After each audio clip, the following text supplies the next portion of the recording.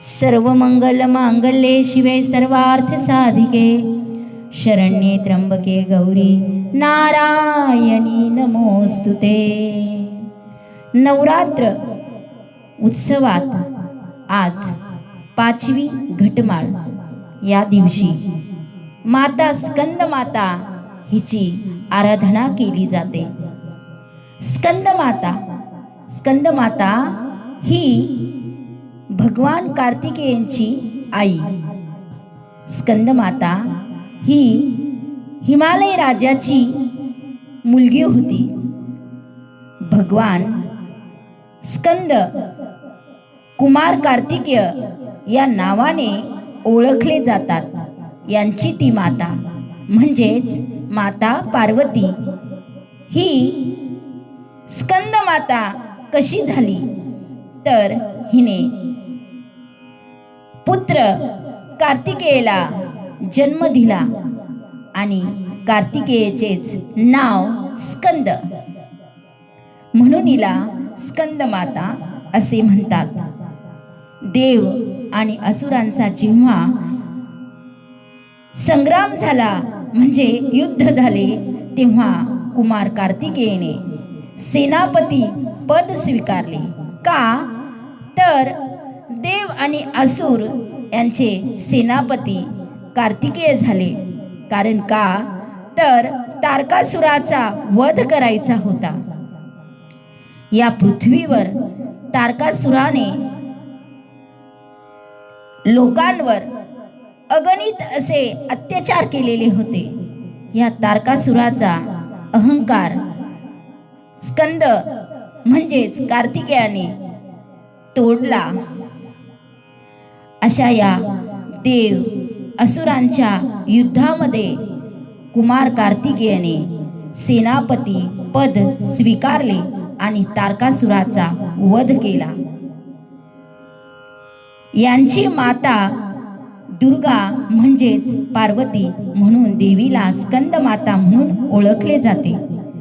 दक्ष प्रजापती पुत्री सती जन्मानंतर पर्वतराज हिमालय पुत्री शैलपुत्री भगवान शिवाला प्राप्त करण्याचा दृढ निश्चय असल्याने किती कठीण परिश्रम केले, तपश्चर्या केली हे आपण ब्रह्मचारिणी देवीच्या उपासनेत बघितलेच आहे। तब्बल 1 वर्ष नाही तर 1000 वर्ष तपश्चर्या करून भगवान शिव प्रसन्न झाले। तेव्हा माता पार्वतीचा विवाह भगवान महादेवांबरोबर झाला। भगवान शिव आणि पार्वती माता पुत्राच्या हातानेच तारकासुराचा वध होणार होता। म्हणून माता पार्वतीवर अनेक संकटे आली, पण तिने तिच्या दृढ निश्चयामुळे ती संकट हाणून पाडली। म्हणून भगवान शिवांसारखे महान योगी आणि माता पार्वती सारख्या दृढ संकल्पी असणाऱ्या या 2 अलौकिक तेजांच्या पोटी स्कंद जन्माला आले आणि स्कंद माता होण्याचं भाग्य माझ्या माता पार्वतीला लाभलं। तेव्हा तपस्या असते, जेव्हा तपस्या असते तिथेच असे पुत्र जन्माला येतात असं इतिहास पण ग्वाही देतो। विठ्ठल पंत माता रुक्मिणीच्या तपस्या असल्याने तिथे साक्षात ब्रह्मा विष्णू महेश आणि आदिमाया जन्माला आली। म्हणजेच संत ज्ञानेश्वर मुक्ताई निवृत्तीनाथ सोपान देव असे संत झाले। वल्लोबांच्या आणि कनकाईच्या तपश्चर्याने संत तुकाराम यांनी भागवत धर्माचा कळस रचला आणि भागवत धर्माचे कळस बनले। माझी माऊली भागवत धर्माचा पाया झाली तर संत तुकाराम हे भागवत धर्माचा कळस झाले। जितकी तपस्या तितके फळ गोड आणि समाजाला बोध देणारे असते। आपण म्हणतो आमच्याच नशिबी का दुःख आहे, आमच्याच नशिबी का दुःख आले। अहो हे देवांपासूनची परंपराच आहे, हे देवालाही चुकले नाही। मग आपण काय आहे तिथे? किस झाड की पत्ती. स्कंदाचा जन्म होताच अग्निदेव त्याला सुरक्षित जागेवर घेऊन जाण्यास निघाले. का तर तारकासुराच्या भयापोटी. तारकासुराने जर स्कंदाचा लहानपणीच जर वध केला तर तारकासुराचा वध कसा होणार, या सर्व शंकेपोटी अग्निदेवाने स्कंदाचा जन्म होताच त्याला सुरक्षित जागेवर घेऊन जाण्याचा प्रयत्न केला, परंतु त्याचे तेज सहनच होईना, म्हणून त्याने पृथ्वीवर ठेवले. तिलाही ते सहन होईना. मग अग्नीने ते गंगेत सोडले. गंगेत ते वाहत वाहत असताना एका दगडाला टकरले, तर त्याचे 6 भाग झाले. ते बाळ 6 भागात विभक्त झाले. पुढे कृतिका लोकातून कृतिकांनी त्यांना घेऊन जाऊन सांभाळ सुरू केला. बघा, त्या 6 बाळांना घेऊन त्या कृतिका म्हणजे कोण तर नक्षत्र, यांची नाव आहे कृतिका. ह्या कृतिका ह्या बाळाला घेऊन 6 बाळांना घेऊन कृतिका लोकात गेल्या आणि तिथे त्यांचा सांभाळ करू लागल्या. माता पार्वतीचं आपल्या पुत्राप्रती दुःख बघून महादेव माता पार्वतीला कृतिका लोकात घेऊन जातात. बघा,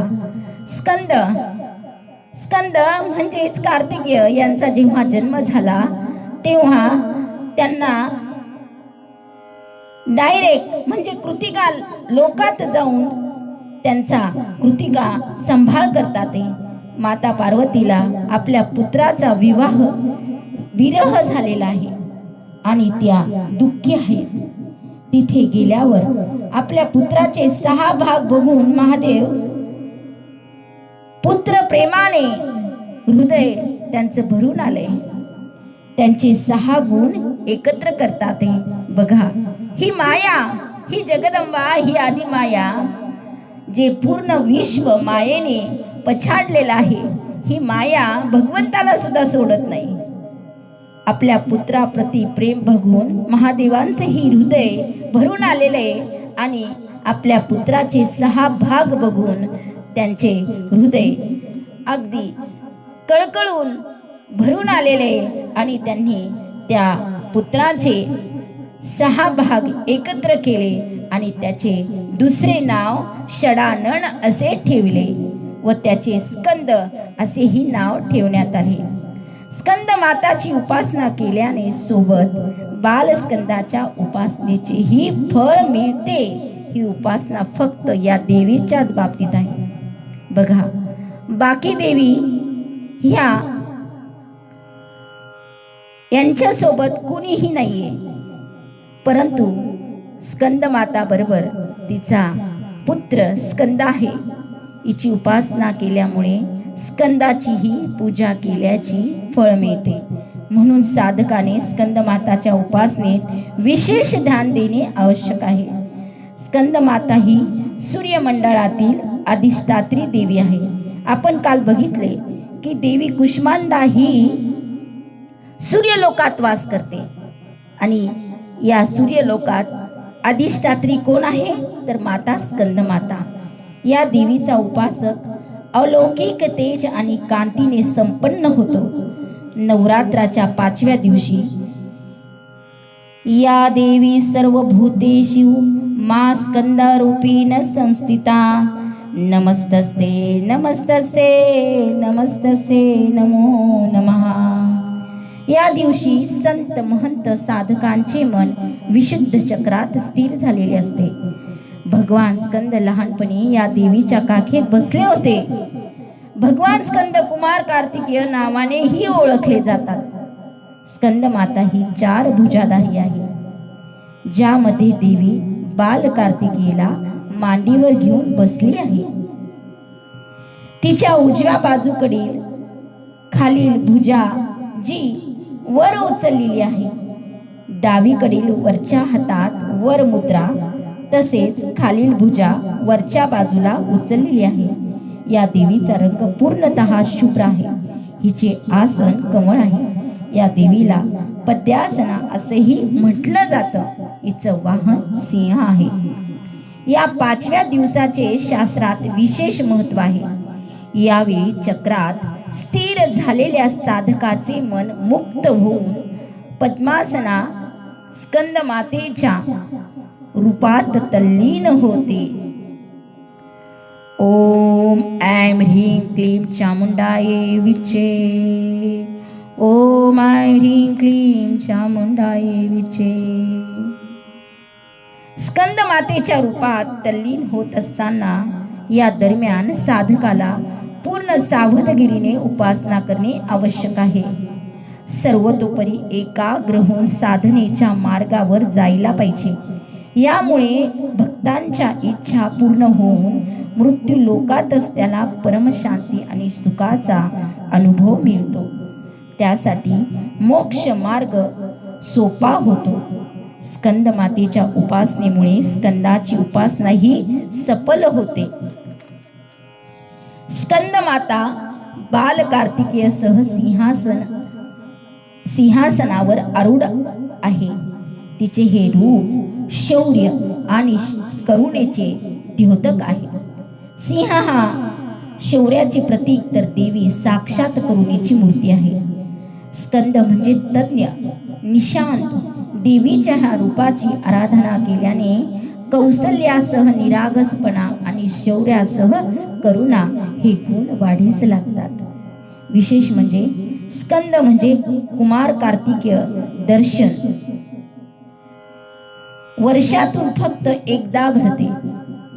कार्तिकेय पौर्णिमेला कृतिका नक्षत्रावर यांचे जो दर्शन घेईल त्याच्या संसारिक अडचणी सर्व निवारण होतात।